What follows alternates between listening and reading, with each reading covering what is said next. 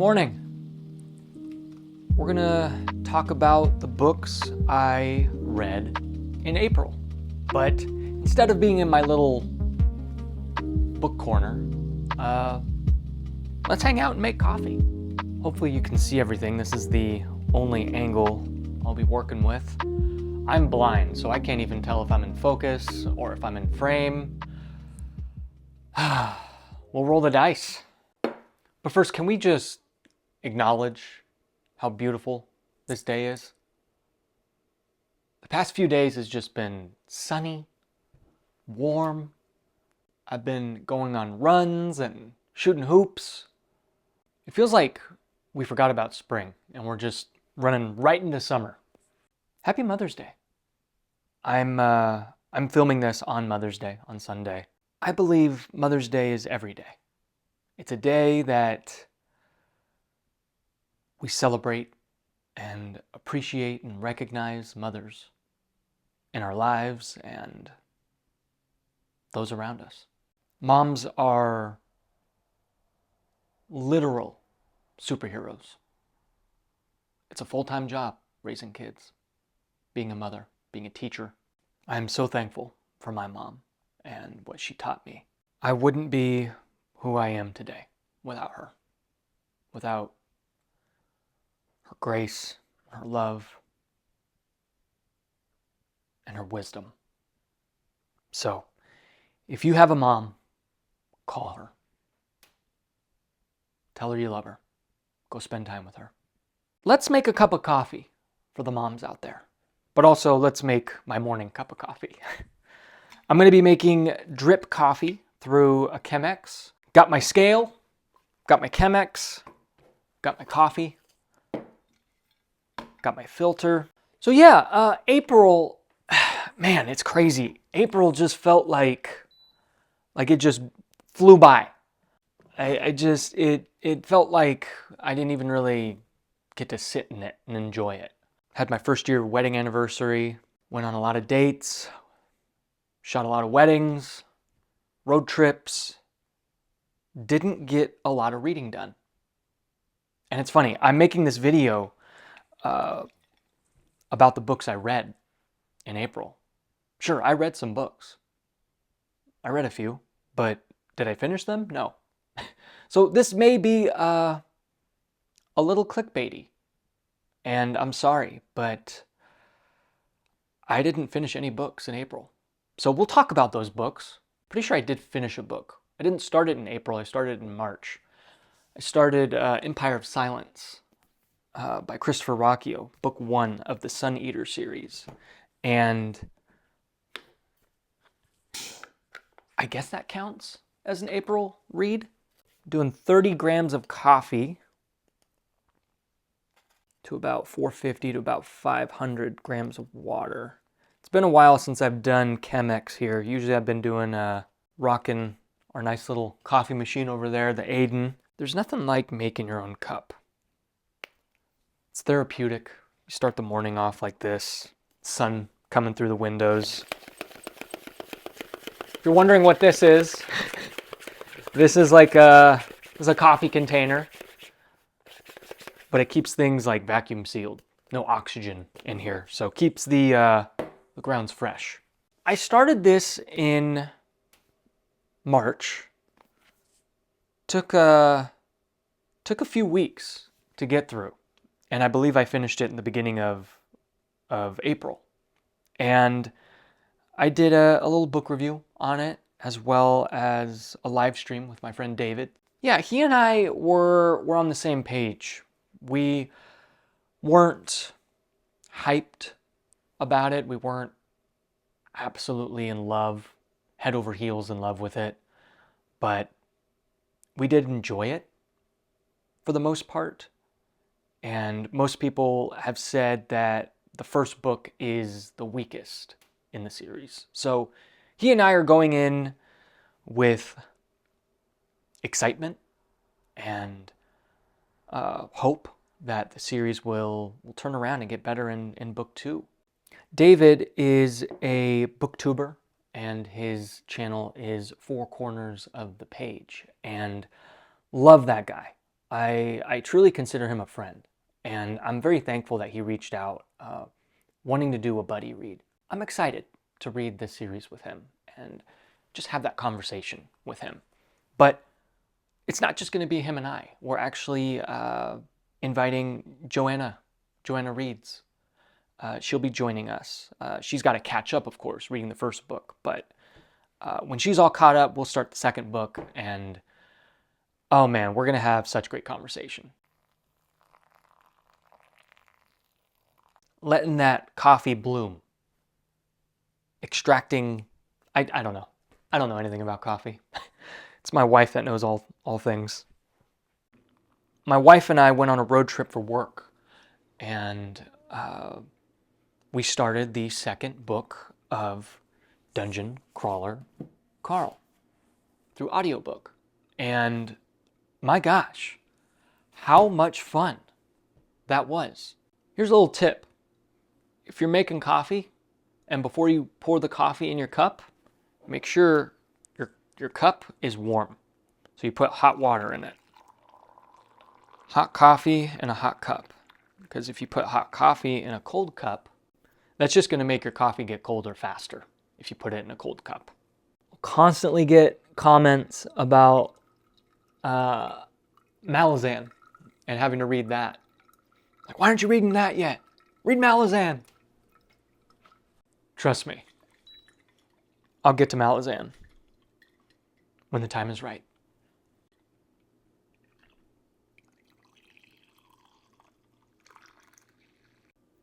I recently made a video on Wheel of Time, and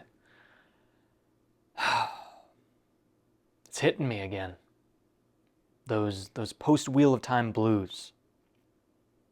Those post-series blues where you're just like, wow, I spent so much time in that world, so much time with those characters, and it's over. I really miss Wheel of Time, and it's just been kind of weighing on me the past couple of weeks. Just thinking of some of my favorite moments and just that coziness of that book. And it was fun being 4 or 5 books in, knowing I have 9, 10 books left to read, knowing I have so much more time to spend in that series. And man, I'm really excited to do a reread of it.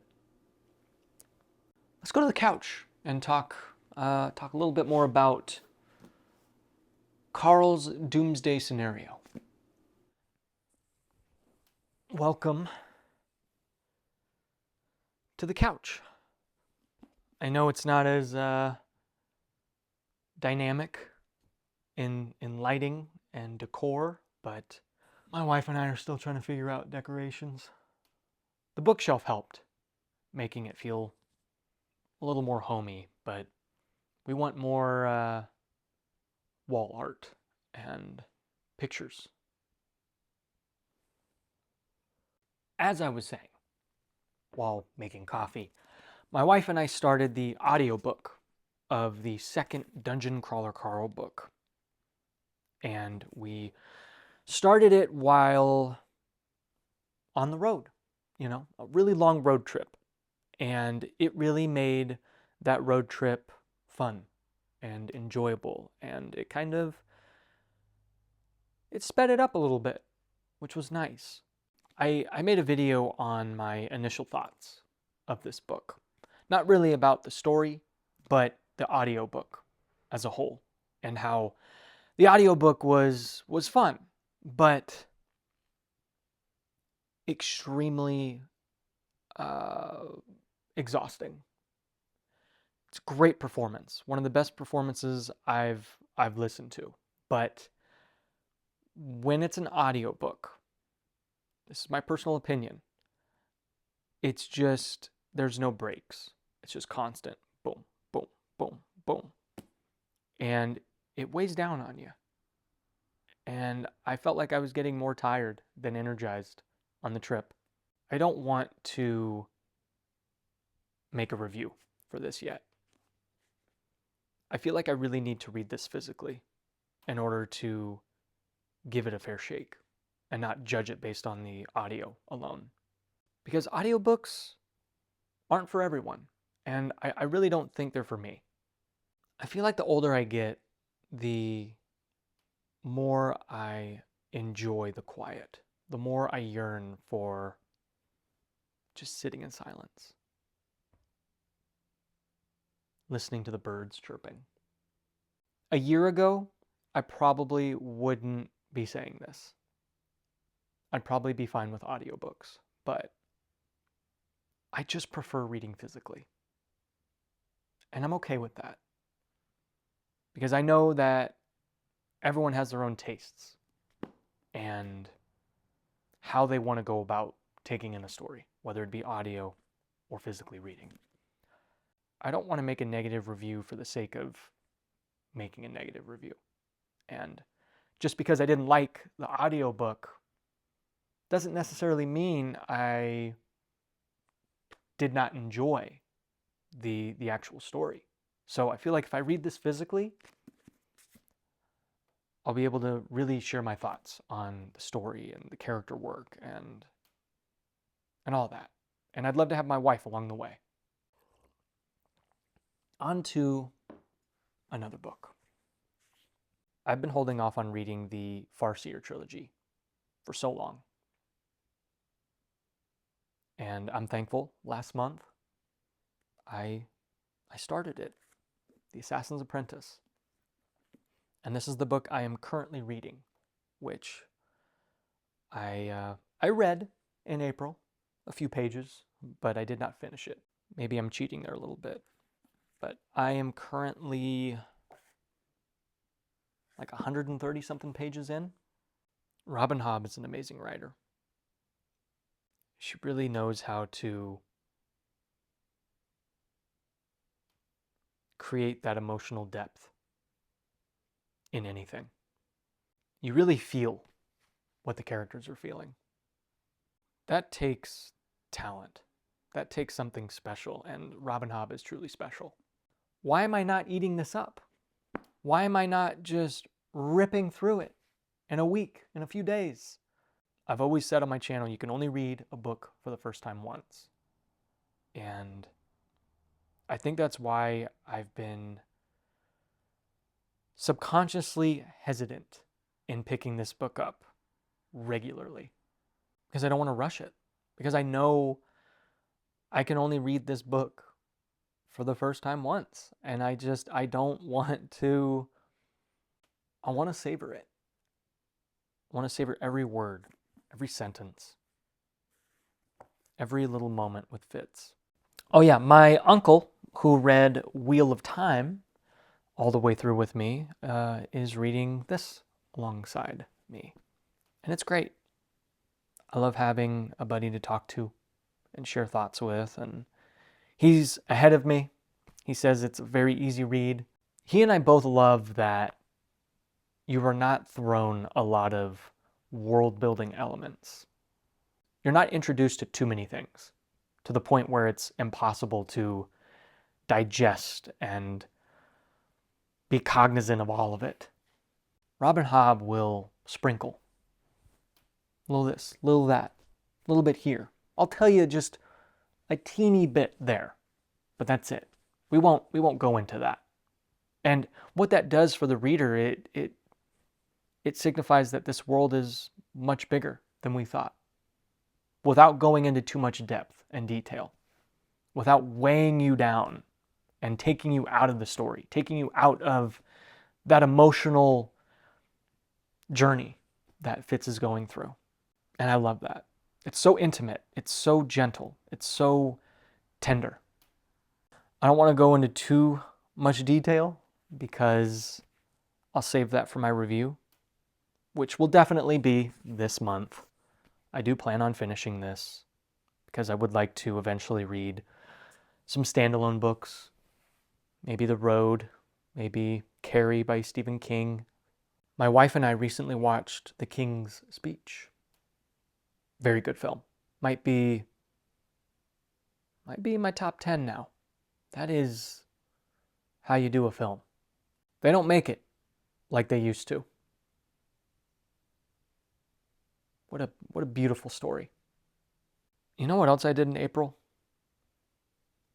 I was obsessed with my magic cards, just organizing them, categorizing them.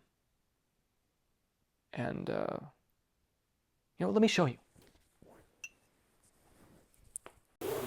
Magic the Gathering. I know, you feel free to click off this video right now if you're not interested. But if you'd like to hang out with me, I'd like to share a little bit of a hobby of mine. I got into Magic the Gathering about 2 years ago when the Lord of the Rings set came out. And I won't go into too much depth of what this game is all about and how to teach you. It's a game about spells and creatures and enchantments. And you cast these spells to beat the other person. You try to bring down their 20 life point total to 0. And they're trying to do the same thing against you. And there's a lot of complexities and depth to this game. This is a little project my friend and I have been working on the past year. And you're constantly working on it. This is called a cube. It's called that, I don't know why, but all it is it's a pool of cards. It's a pool of about 180 cards, at least for me, because it's small. You shuffle and separate this pool of cards into a bunch of little packs that you and 3 other players will each grab a pack and pick a card, pass the pack, pick a card, pass the pack, and continue to do so until all 180 cards are drafted. So it's a draft. Think NBA draft, NFL draft, you pick a player to build a team. So you're picking about 45 cards to build a deck so you can compete and try to beat your friend or another player. And that's what we've been doing. So it's been fun. This cube, this pool of cards is not just random. My friend Casey and I, we've been thinking about what cards work, what cards don't work, what kind of interaction we need. It's essentially game design. And I've just been loving that on my free time, just studying game theory and game design and card design and why this card is better than another card. It's exciting to see other players draft this cube and see what decks they make. My wife, she plays a lot and she's actually quite good. Let me tell you something about my wife. She will latch on to one of my hobbies, whether it be Magic the Gathering or Dungeons and Dragons or a video game, or maybe it's a sport like pickleball or lifting weights. And somehow, in some way, she will be amazing at it. She'll beat me at everything. And she is so talented. I've played with veteran Magic players who have played for decades.